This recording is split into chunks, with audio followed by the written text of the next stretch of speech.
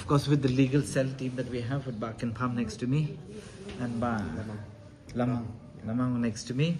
Why we're holding this press briefing is basically we would like to at least inform the public at large as to the updates of the writ petition that we had filed in the High Court against the MLAs who had switched ships rather and defected from the party itself and joined the NPP, which happened in, I think, in August 2024. There are very strong grounds for which we would like to pursue this case, because right from day one we kept on telling people that we will not take this thing very easily, because it's very unconstitutional the way the thing has happened, whereby MLAs cannot just jump from one party to the other in their whims and their fancies, correct? So because of which, I think you're all aware,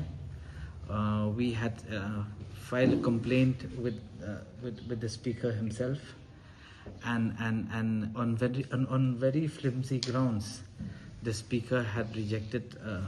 the petition in which we had filed,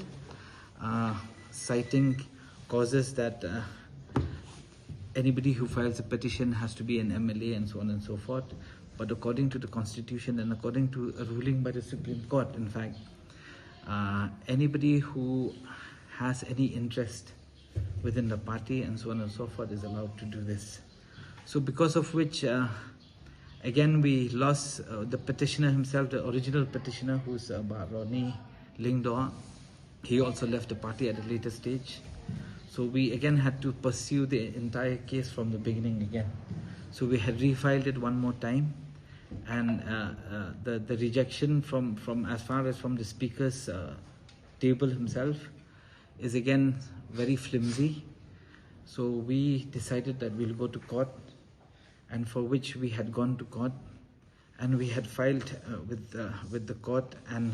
I think there had been 4 hearings. 4 hearings that had five hearings that has happened,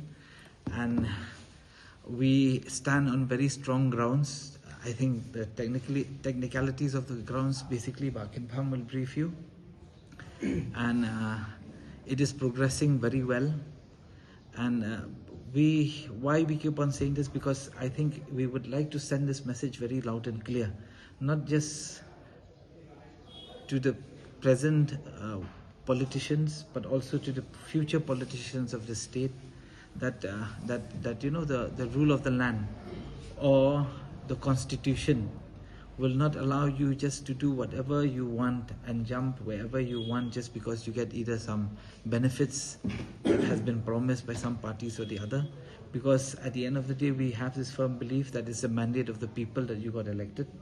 and for which we are going to pursue this case to its logical end. And we are very happy to tell you that in so far, in all the hearings that has happened, it is very, very positive towards the case in which we have presented to the court. And we are hopeful that this will send a very strong message and will send a very big lessons to the future politicians as well of the state, that we should not take things too lightly when it comes to such thing as defecting from one party to the other.